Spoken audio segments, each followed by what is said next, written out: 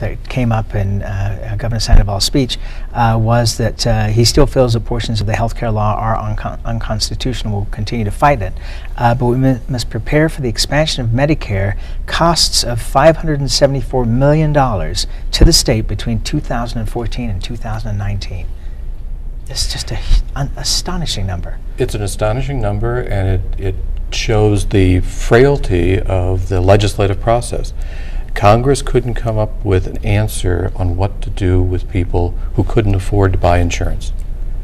And to some degree, they were going to subsidize some in these private exchanges, but the answer was, they decided not to have a public option.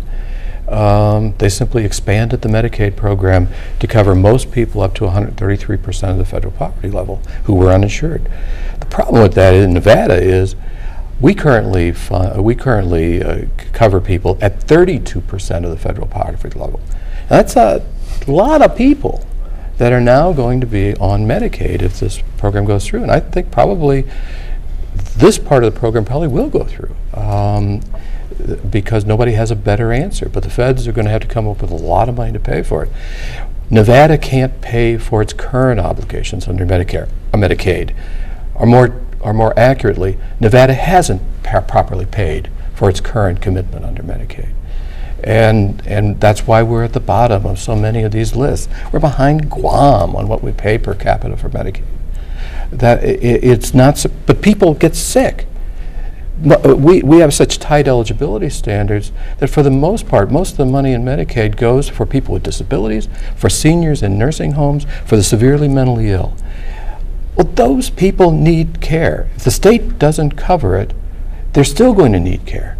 They're going to be using emergency departments, they're going to be on the streets, they're going to be in homes and getting infections, going to hospitals, and they're not going to be paid for. And that means that there's going to be less available or at a higher price for everybody else. So there's no ducking responsibility that the state has assumed, every state has assumed, to be the bottom, the safety net for just some patients. This is not for everybody who doesn't want to buy insurance. This is for people who really are sick. Well, and also you look at the reimbursement levels now; they keep lowering to doctors. Why do doctors want to be doctors? You know, that's almost one of those very difficult problems without a good answer to it, and it points out. I think I would echo somewhat what Larry said. The frailty of the healthcare delivery system. When I hear certain element of the political arena say that we have the best healthcare system in the world, we do. You know, for me we do, and for a lot of people that have good care, we do have the best medical care system. But if you look at the country as a whole, we're way down amongst the developed world as far as the quality of our medical care system. And I think finally you're seeing Nevada catch up to its responsibilities under the prodding by the federal government. Unfortunately, it had to be prodded by the federal government. But with doctors, you know, doctors attain a high level of education. They have one of the most difficult jobs in the world. Every day they're faced with judgment calls that affect people's life, limb, and overall health. And we want the best people in those positions. And at the rate of reimbursement that just keeps getting cut, it leads to the problem you're talking about.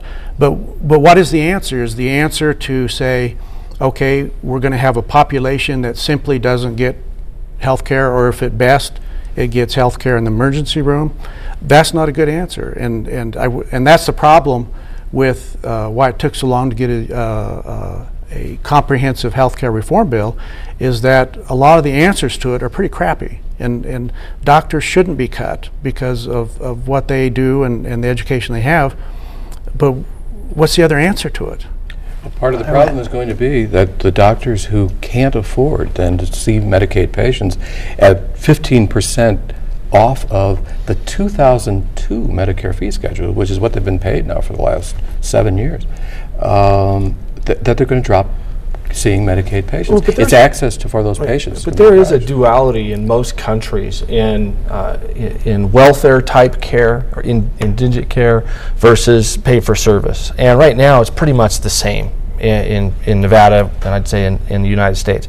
That way I get the same care if I'm a paying customer or if I'm not a paying customer. And I would say is the difference, you want to make sure that people are still handled by professionals, but I'll tell you, there's in most other countries, the way they've tackled this is they have the ability to go, you wait in line to go get your welfare care, and that's part of the drill. That if I'm going to have to make an appointment, go back in a couple weeks, and to see the doctor, and that's kind of part of my entitlement as a citizen of this country. Versus I can walk into any hospital I want to receive care immediately.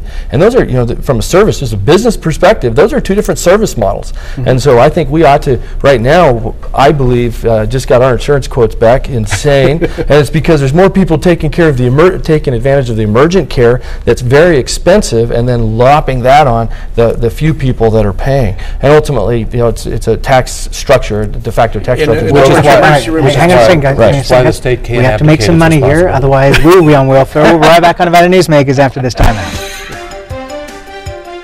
The Tamarack Junction is South Reno's headquarters for food, fun, friends, hot slots, and video poker. Join the best slot club in town, the Conductors Club at the Tamarack Junction, where you can earn free play and comp dollars on over 450 of the latest state-of-the-art slots and video poker machines. Play your favorite games and win cash, comps, free play, and other great prizes. The Tamarack Junction, where locals meet in South Reno, just north of the Summit on South Virginia. It's Tamarack Junction, your junction for fun. Yeah. It's been 4 years since I had my quick lift, and people can't believe that I'm 68 years old.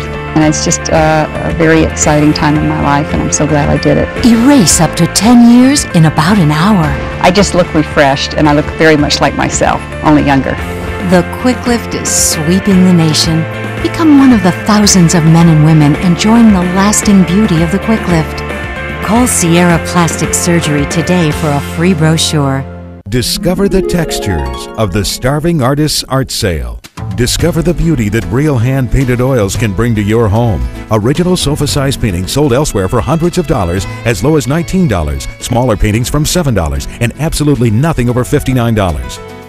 This Sunday only, discover the Starving Artists Art Sale in Reno at the Ramada Hotel and Casino. Original sofa-sized oil paintings from $19. This Sunday only, 10 to 4. 80% of all Toyota Corollas sold in the last 20 years are still on the road. So when another car company says their car is like a Corolla, well, just so you know, it isn't. The Toyota Corolla, like other cars, only better. Right now, get $750 cash back on a sporty new 2010 Corolla or lease a new Corolla LE for just $169 per month. Visit your Toyota dealer today. Toyota. This segment is brought to you by the Whittemore Peterson Institute, where today's discoveries are tomorrow's cures. This is Nevada Newsmakers. And back on Nevada Newsmakers, we continue our conversation with Mike Bosma, Larry Mathias, and Chris Wicker, our All Pundit show here today. Interesting comment from Governor Sandoval in his speech. End social promotion. If kids can't read by the end of 3rd grade, they stay in 3rd grade. For how long? Well, I want to back up just a little bit and say that I was disappointed that Governor Sandoval seemed to blame teachers for a whole lot of lack of progress in the education system. Well, he blamed the system. More than they. He blamed the system. I think teachers were singled out, but be that as it may, I think he's right that social promotion serves no good end. And I think what you'd end up having to do, you can't have I forget what the age is in 3rd grade, but you can't have a 12-year-old in a third year class just because the 12-year-old has been there time after time. There's going to have to be a diversion program. If we're going to do that, if we're going to say no social promotion, we're going to have some kind of diversion program, and that wasn't addressed. But doesn't that make sense, though? Yeah, it does make sense. Right. You know, and I would absolutely agree. And one with Heath Morrison's comments at the Reno 2020 forum, you know, I believe they're trying to tweak the systems. Governor Sandoval, you know, presented some tweaks, some good add-ons to the system. I believe when we fix our graduation rates at a high school, that system that's invented is going to look nothing like what our current system is. So I think they just need to get their mind around, you know, Chris, I think you had a great point. You know what, a diversion program, these are not mainstream. We still want to make sure they get educated, but maybe that's the, you know, K through 12 and